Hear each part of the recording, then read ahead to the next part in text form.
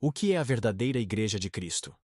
Ela está em Roma, no templo da esquina, em toda denominação que se diz cristã? Vivemos num tempo em que a palavra igreja perdeu o peso doutrinário e espiritual que carrega nas Escrituras. Unidade virou ecumenismo. Fidelidade virou tradição.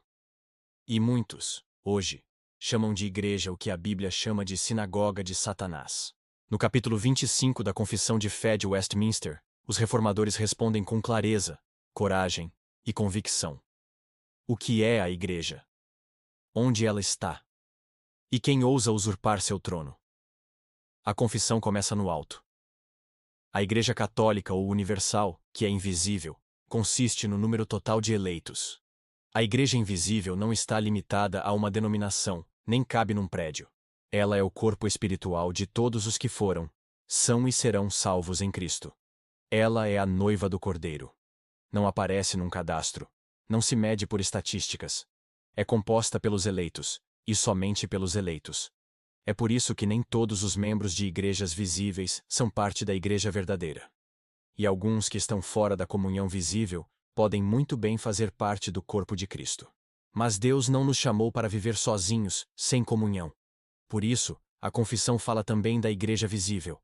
A igreja visível consiste em todos que professam a verdadeira religião, juntamente com seus filhos. Ela é o reino visível de Cristo, a casa de Deus na terra. E fora dela, não há salvação ordinária. Sim, essa frase está na confissão. E ela é forte. Porque o cristão sem igreja é um membro fora do corpo, uma pedra fora do templo, uma ovelha isolada do rebanho. Hoje se fala muito sobre unidade. Mas que unidade? Cristo orou para que todos sejam um, como tu, ó Pai, és em mim. João 17:21. Isso não é unidade institucional. Não é fusão denominacional. É unidade espiritual. Na verdade, do Evangelho. A confissão e os reformadores rejeitam a união sem doutrina. Rejeitam o ecumenismo que une tudo, menos a verdade. Rogo-vos, irmãos, que faleis todos a mesma coisa. 1 Coríntios 1:10. Não há verdadeira unidade sem mesmo julgamento, mesma doutrina, mesma fé. A diversidade que ignora a verdade não é virtude, é pecado. A confissão reconhece.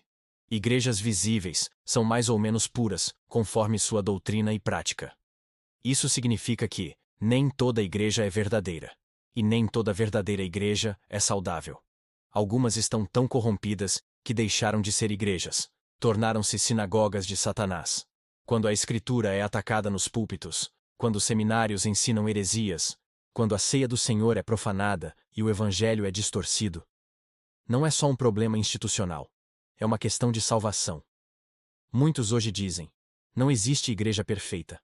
Mas usam isso como desculpa para ficar em igrejas apóstatas. Lutero não ficou em Roma. Calvino não ficou em Genebra quando era perseguido.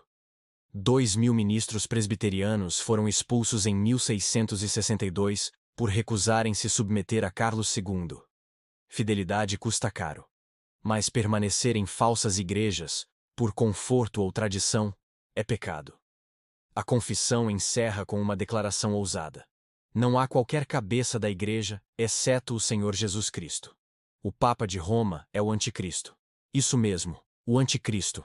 Não uma figura política futurista, não apenas um sistema simbólico, mas uma autoridade que usurpa o trono de Cristo, exige submissão espiritual universal e se assenta como Deus no templo de Deus. Se você se ofende com isso, é porque perdeu o senso da centralidade de Cristo. O trono é de Cristo, a autoridade é de Cristo. A igreja pertence a Ele, não a Roma, nem a Genebra, nem a Brasília. A igreja verdadeira é espiritual. É doutrinária. É visível e invisível.